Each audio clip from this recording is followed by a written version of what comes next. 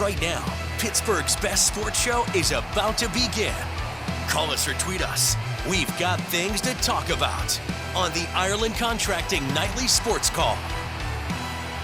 All right, Josh, thanks very much. Good evening, everyone, and welcome inside the Fan Cave. 412-575-2600 is the number to call. We're live tonight on KDKA Plus and 93.7 The Fan, which is where we find Andrew Fillipponi of the PM team on a night where USA Soccer was reminded it's still not in the elite status of FIFA and the rankings. Belgium was a top 10 team, I think 8th coming into this tournament, and they showed why. I mean, they were very poised tonight. Interesting strategy to keep some of their better players on into the second half, but yet they dominated in the first half. Andrew, USA looked like they just were not ready to play this game. And of all people, two of their bigger stars, Balogun, who did play tonight, had a chance to make it 3-2, couldn't bury one. And then Christian Pulisic was just terrible tonight before he left with injury. They made a lot of mistakes in their own box, and that play right there turned it all around. I like that we're showing highlights.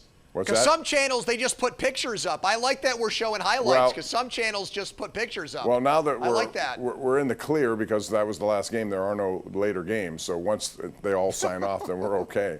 But, you know, that Matt Freese, that play changed the game. There was 2-1. I thought they came out in the second half and actually had some energy. And when you give up a goal like that, I mean, you're pretty much dead. And they are. And, you know, it's the same old story with USA. You think maybe it's better than it is, and it you know, basically same kind of results. And against Belgium, they haven't beaten them in 96 years. I think they're now 0-9. So you're not in the same league right now. And next up, yeah, it's stunning, to be honest, not even a win.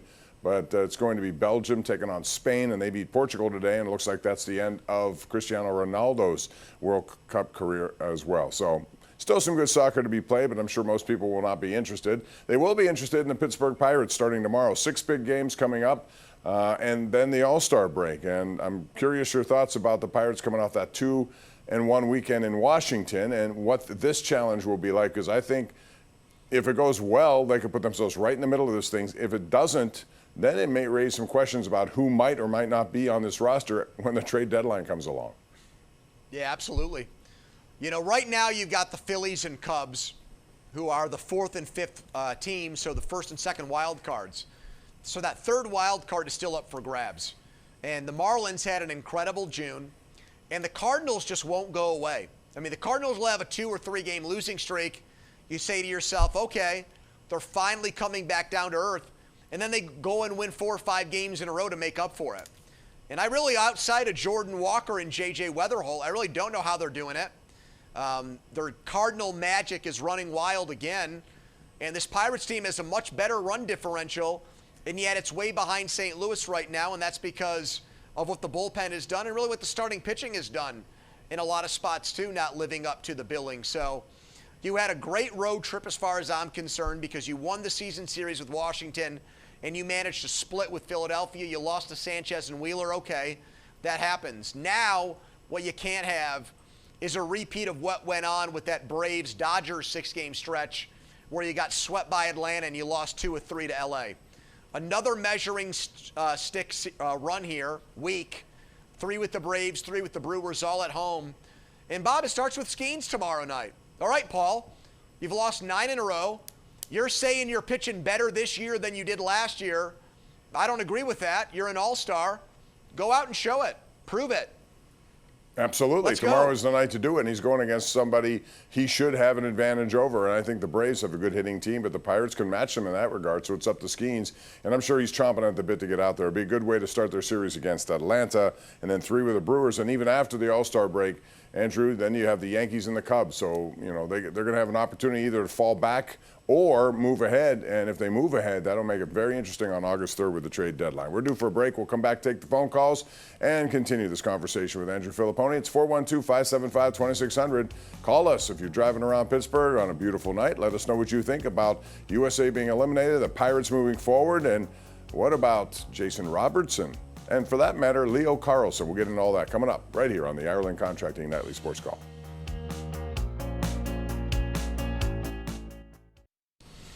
All right, welcome back. This is our Xfinity tweet of the night. USA Soccer men's national team.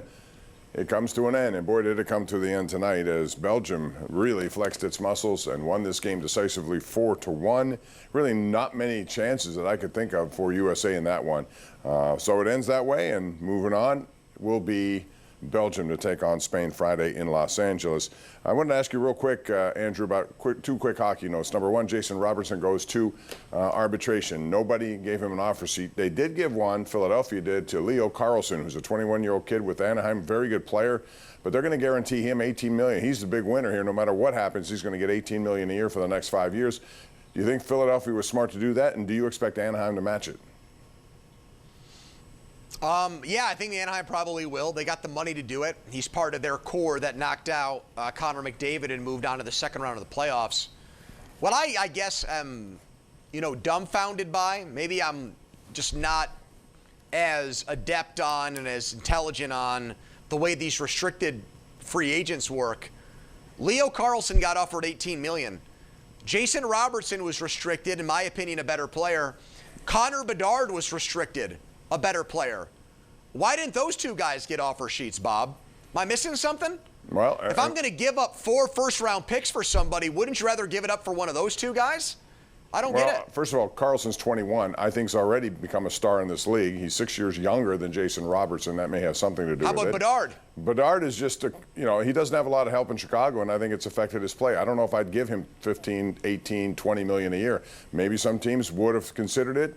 But maybe the asking price or the penalty of 4 first-round picks, or if you can make a trade, nobody offered that. So, Carlson's a very good player. I'm not surprised. And I also know that Philadelphia probably didn't like the fact that Gutter Cochier, who was actually drafted by the Flyers, decided not to even go there, forced to trade to Anaheim. And this may be Philadelphia's tactic to say, okay, payback. You want to do that and take our guy, and he didn't want to play here, we'll take this. We'll take your guy. And if not, you're going to pay $18 million for him. I agree with that. That's a really good point, Bob. Well, we'll see. As he has 4 more days to figure this out, what they're going to do, and I would imagine that they are going to sign him in Anaheim. But just to throw it back at Philly, I might say, okay, go ahead, take him. We'll take your 4 first-round picks. All right, let's go out to our number 1 Cochrane Go One Better caller of the night to begin this conversation. Andrew, it's Chris in the Penn Hills area. What's up, Chris? How are you? Hey, how are you, Bob and Andrew? I'd like to find out what is up with this all-star system and picking players, because every time it turns around, why do the Pirates get snubbed? Well, first of all, they have one of the best offenses. It is a little surprising that no one from that offense got on.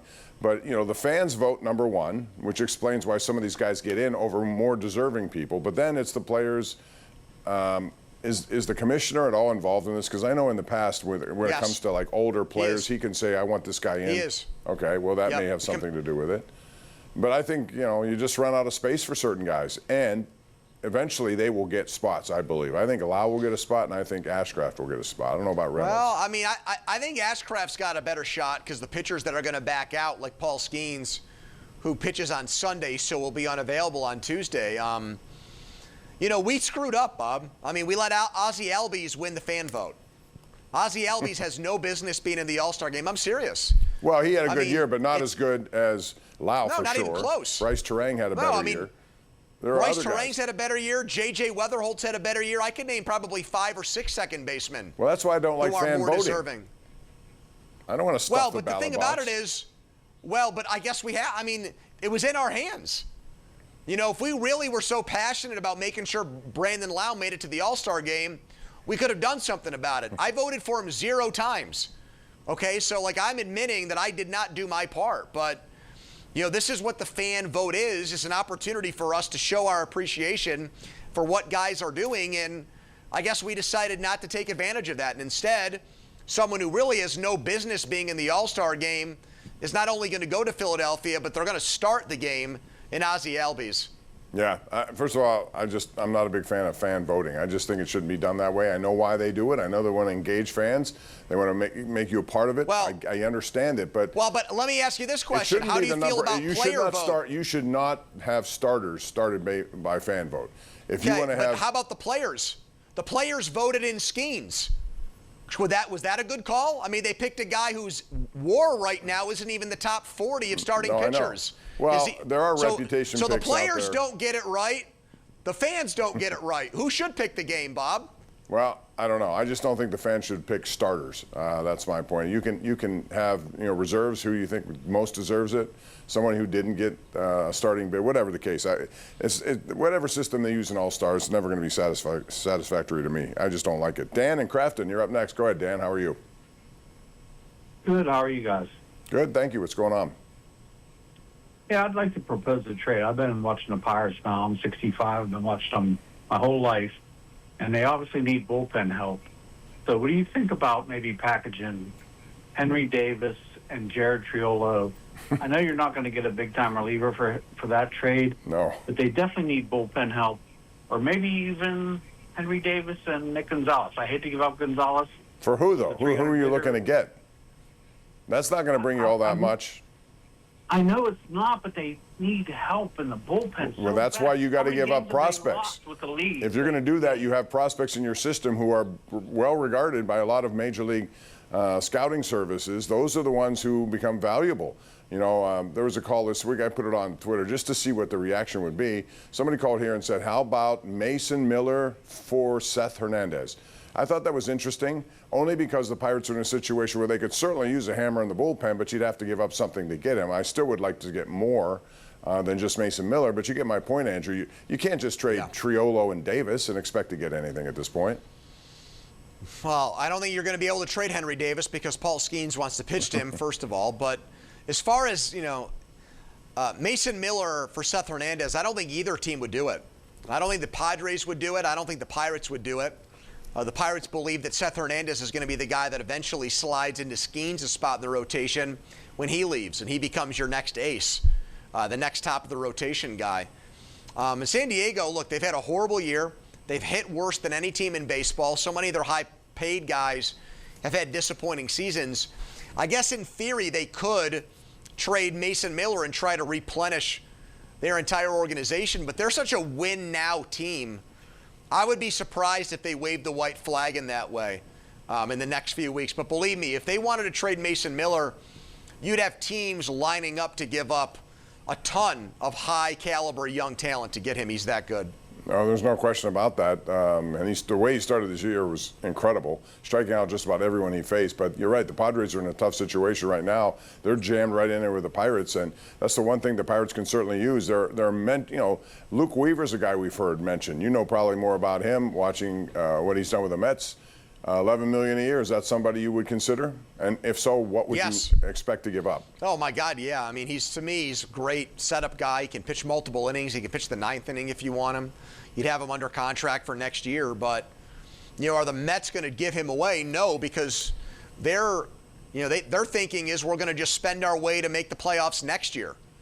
And we're not going to rebuild, so we don't want to get rid of a guy if he's got another year on his contract. I think the expiring contract guys with the Mets, they definitely trade. And that might be a better route because you can, instead of getting one guy in Weaver, maybe you could get two of their relief pitchers. And I'd rather have two than one right now, Bob. I'd rather have two good guys than one great guy because you need people to cover multiple innings in that Pirates bullpen right now. No question about that. That has been their Achilles heel. We'll take a break, come back with more. It's 412-575-2600. Ireland Contracting Nightly Sports Call right here on KDKA Plus on 93.7 The Fan. It airs 7 nights a week.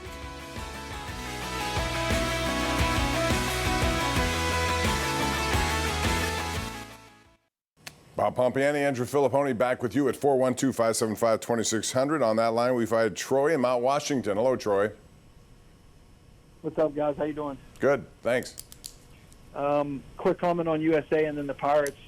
USA just showed you why we can never be a soccer nation. The skill level is not on par with any of these European nations. They had two guys coming off the bench that were more quality players than anyone we had starting or on our team.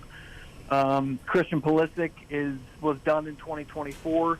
He was a good story in 2022, but he's not someone that's going to lead you into the future or lead you into being a soccer nation or a soccer team.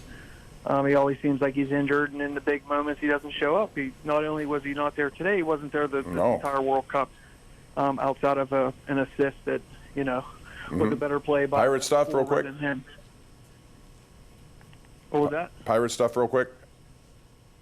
For Pirates, on the Paul Skeens thing, I heard Andrew a little bit earlier talking about this, and I agree, but I didn't hear him say it again this time. The players did not vote Paul Skeens in. The commissioner made sure that Paul Skeens was on that roster. And it's not a player choice. That's a commissioner choice for the look of baseball. But when did we start caring about all-star teams and Pro Bowls in professional sports? When is that? We have given up on that years ago. A lot of sports have changed everything they do because of it. They're not, the numbers on ratings aren't very good. People don't want to watch, and that's affected the NFL as well. Yeah, I mean, look, I think that the All-Star games themselves are not really that entertaining. The baseball one is by far the best. But for whatever reason, the baseball All-Star game selections still carry weight. We care more about who gets in and who doesn't get in than we do in the other sports, because it's an acknowledgement of what guys have done for the first half of the season and what a team has done. I mean, listen to what Skeens said. How is it that the third highest scoring offense in baseball put 0 hitters on the All-Star team? And that's what spurs, debate and fuels debate, right, is who gets snubbed and who gets in more than anything else, more than the game itself, I think, at this point, Bob. Real quick. But then again, we got excited when Paul Skeens pitched in it last year. So what am I talking about? That was really cool. Yeah, but it gets to a point where, real quick, Yuri Perez, I want to ask you this before we go. He had a perfect game through 7, only have 20 seconds. Ridiculous. They took him out. They Absolutely were leading 8-0. ridiculous. They almost lost. A farce. I mean, an absolute farce. A black eye for baseball that happened. 92 pitches. Ridiculous. Come on. It's ridiculously over-managing. That's going to do it, Pony. Thanks. We'll have more tomorrow night. Look forward to talking to you then. That's going to do it for us. Always short on time, but thank you for joining us. 412-575-2600. That's the number to call every night right here on KDKA+. Good night.